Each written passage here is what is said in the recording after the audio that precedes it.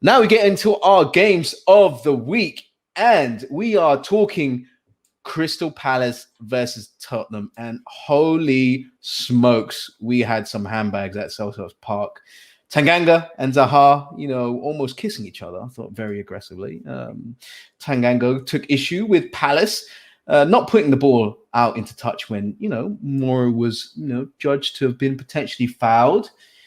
Rugby tackling Zaha is probably not the most advisable course of action, I think, in my opinion. But Alex, let's break it down. Foul on Mora, it's 50-50 in my opinion. If there's no head injury, you're entitled to play on, in my opinion. Do you think yellow card is fair for both players? Zaha almost had a hand on his face. I think technically had his hand on his face.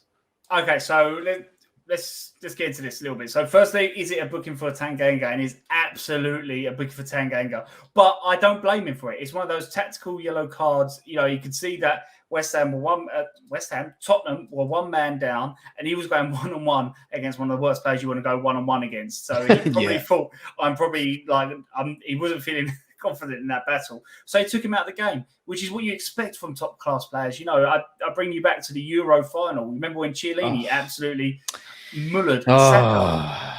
Yeah.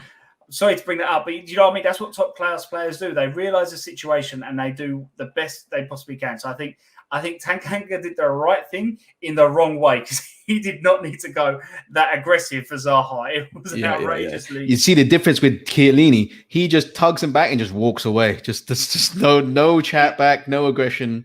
It's like, I know what I did. I'm not sorry, but it is what it is. Whereas Tanganga, Zaha, he's quite emotional. We see that he does get fired up, and then it kind of, you got the handbags, and it's like I'm going to do everything I can to you except for actually hit you. Yeah, I thought a yellow card for both was fair. I just want players to stay on the pitch, not have silliness, create like red cards for both. Yeah, I was pretty happy with that. Yeah, I was just going to say, I feel like VAR probably helped Zaha a little bit, because at first I thought we tried to like kind of push him in place.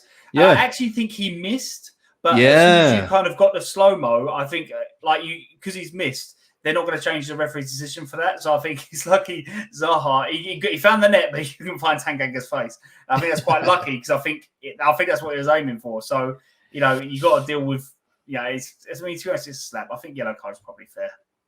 Now, the next thing that happens, this is written into football code, football history. This will forever exist in football.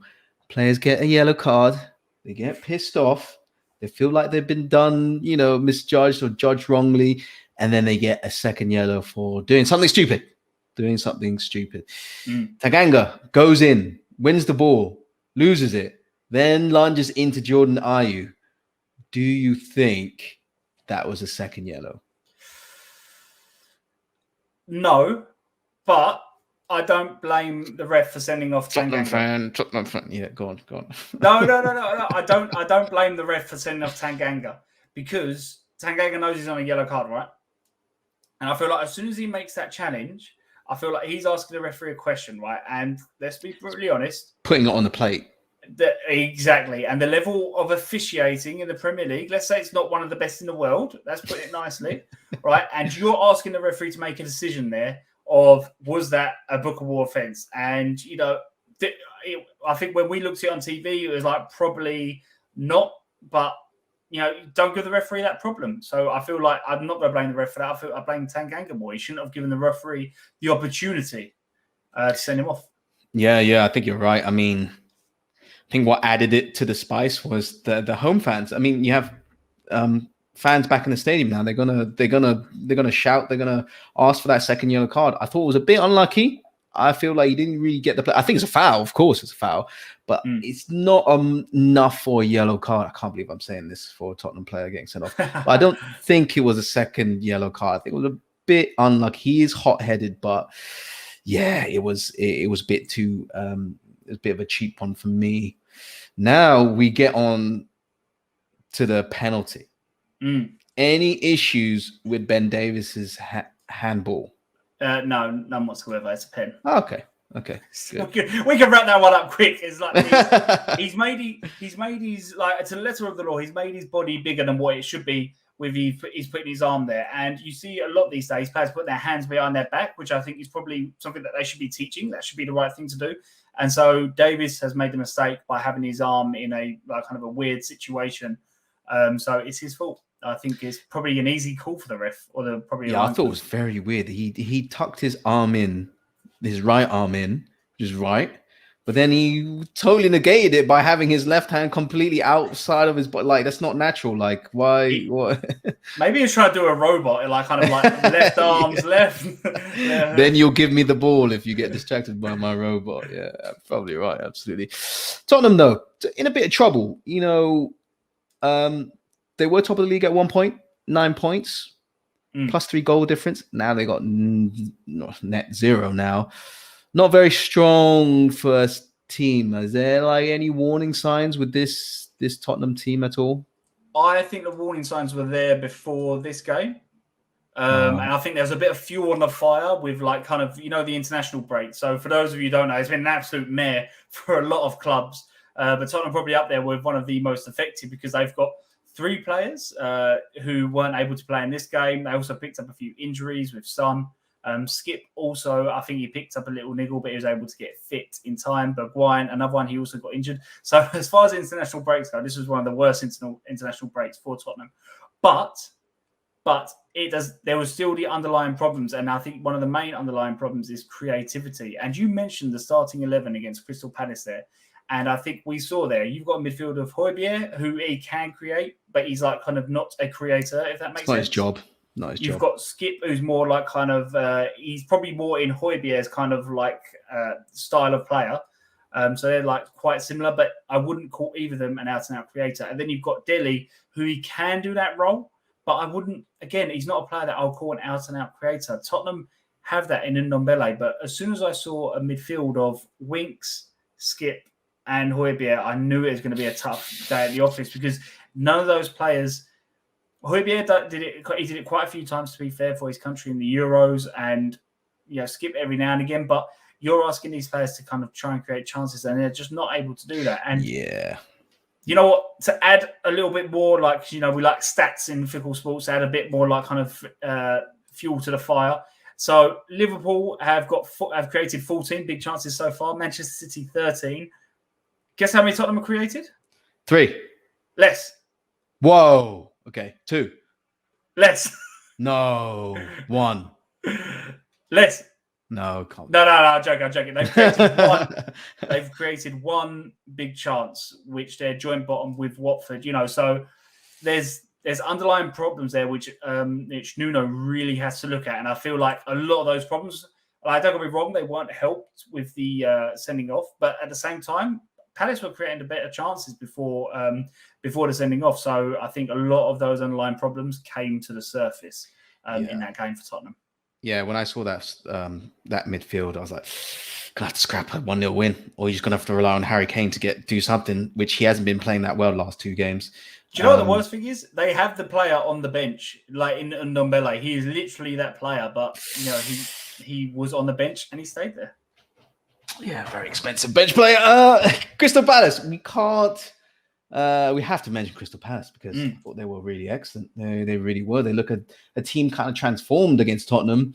I think what will get the Palace fans like smiling the most is that the fact that they have Zaha back at his most dangerous self. He looks focused. He's ripping down the left, all the right, and he's taking on players and creating chances. And in full flight, I think he really is like a terrifying prospect. Under Roy Hodgson last year, it kind of felt like, okay, we sit deep, we get it to Zaha, see what he can do. But like we've discussed, they've added Edouard, they've got Gallagher now in the mix, and they just look that bit more threatening in the final third. They can create more. I haven't even mentioned Eze as well, who's due to come back from injury at some stage. He was literally on the tip of my tongue there because he was incredible last season. Yeah, and Jordan Ayew's going to work hard and run around, and Benteke is still a bit of a unit despite not having like great end products.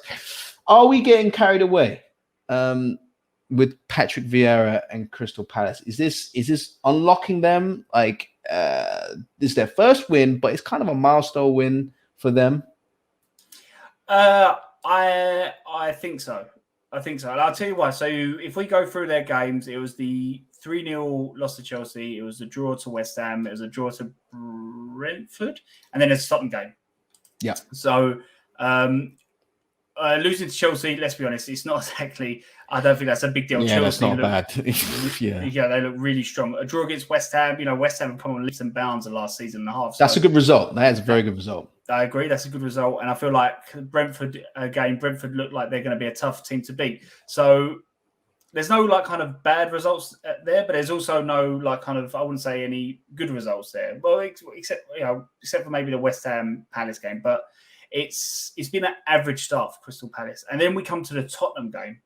Hear me out, right? And I feel like in that first half, Palace were definitely the more threatening, but it's only through set pieces. I feel like both teams kind of they just actually on field chances, they just kind of both fizzled out. There wasn't a lot of space in there. It was a very packed midfield, and I feel like no team really created anything except for Palace with their set pieces.